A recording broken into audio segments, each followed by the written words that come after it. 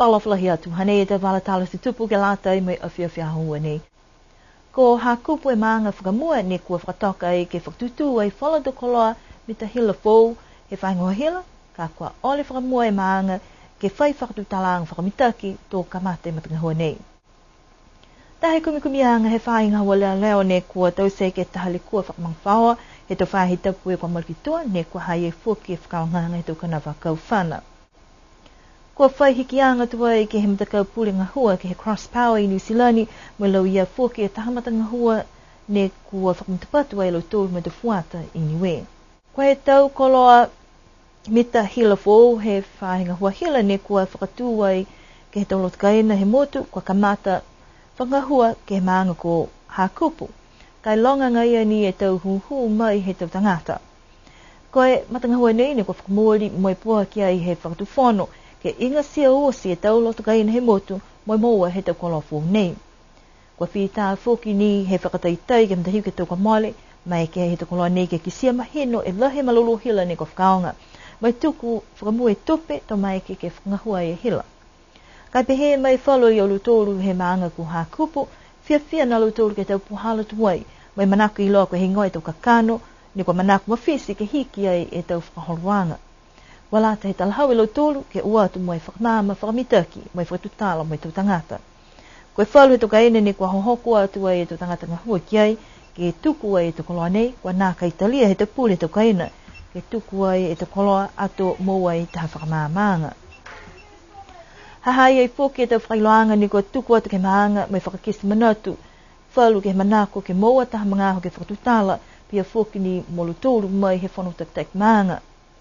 Kuhala atu e tau manatu whakakisi ke he tau melihila, hakua nā kai whia po ke nā kai la makona i e tau longananga ke he tau talahauanga. Po ke tau whakakisianga ni kua moa ke he leo taongo pia fōke i mai TV. Kua lata tonu he talahau me lutoru ke whakatutala whakamitaki whakamua mai tau maanga ke tatai ua se tau maamanga mai mukamuka e whikau. Koe whakatokanga he mga aho nei, ke lata mai maanga ku hakupu, tō whono au loa e ke he aho tapu, mai hohoku atu whoke te hukui, ke talia e tau huhu. Amana ki whoke e whahinga hua, tō tau se tau whakatutalanga pehi nei, mai whalua tau maanga whoke, ka ua tuai mai whakatutu tau koloa fō nei.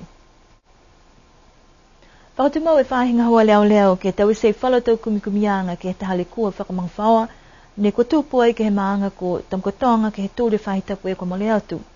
Wai tau talhauanga ne kua pehe kua lawia e tau kanawa kauwhana, ne whakahoko ai fōki taha whakawhirianga mawhisi ke tau whahitapu e kua mole atu ki tua, ke lata mo i e tangata tāne, moe bua hahai ai fōki e tau hata ki ang mamafa ke lata i mo ia. Pehe mai whahinga hua leo taha e whana ne kua whailai seni, kai taha ni nā kaila whai whakataanga ke whakaonga, hane whai kumikumi anga ia ke iloa tonu koe moa mai whē kanawa kau whana nei, mai ta mai whewhe ke he motu. Mai longa whoki, koe tau whakatakaanga ke lata mai ta mai anga he tau kanawa kau whana ke he motu, koe lata ke moa e tohi whakata mai he whainga hoa leo, a hai ei whoki e tau pepa ni koe lata ke whakapuke, ke tohia koe whanga whana whewhe ni koe amana ki kita mai. Hai ei whoki e tau puipuianga ke tau whainga hua na liweki atu ai ke tau kato whia he motu, ke iloa ilo tūru e tau koloa ni koe tau mai ke he motu, ke aue ne ke whakahanoa, kai mumui tua ke tau whakatufon tohi. Amana ki ai tangata tāne nei ke tūgi moe whakawhirianga tokulunga haniwe, ke he mahina ha apelila, koe tau hoko taki ni koe tuku atu ai whainga leo leo, ha kua keri whakamamahi ai e tātangata, kua whakanei nei e whuki ke he taha whana, moe kua hai ai e whana kai nā kai whai tohi whakatā ke latai moe koloa ia. Koe whalo tau hikianga ke he matakau cross power i New Zealand, ne kua iloa mai tō lauia e taha matangahua, ne kua whakangahua i niwe ke lata mai tau fuata. Koe matangahua ne whakahingoa i koe youth at work, kua whakatupe ai he SPC, mai kua holomitaki ke he tau motu ko Solomona, mai matutaki ai ke tau se whalo tau whakahoruanga ki Vanuatu mo niwe. Koe matakau cross power ne maua e kota whaanga ke tau se whakahoruanga i niwe, mai whakawhano mai whukelu tōru taha tangahua, ke he tau e kua moale, ke ngahua me tau whuate he motu.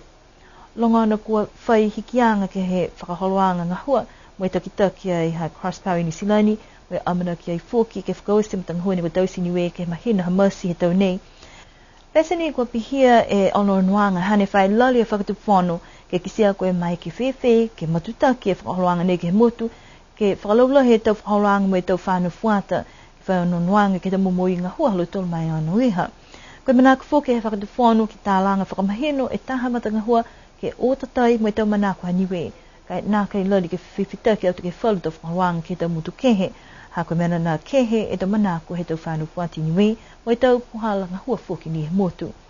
Matuta ki ngai e tau whakatu talanga ke iloa tonu, koe hei ngoi whakatokaanga mai mata ngā hua Youth at Work, kai ke ose tau tupulangatai mai he SPC. He nāni e te wala tala tutupu ne ko mō mai ke lāta mea whiwhinei, amuna ki ke liri matuta ki pehene whoki ke hawhiwhi hatu loto. Nonofwa, nini pō tō liri ke whewea.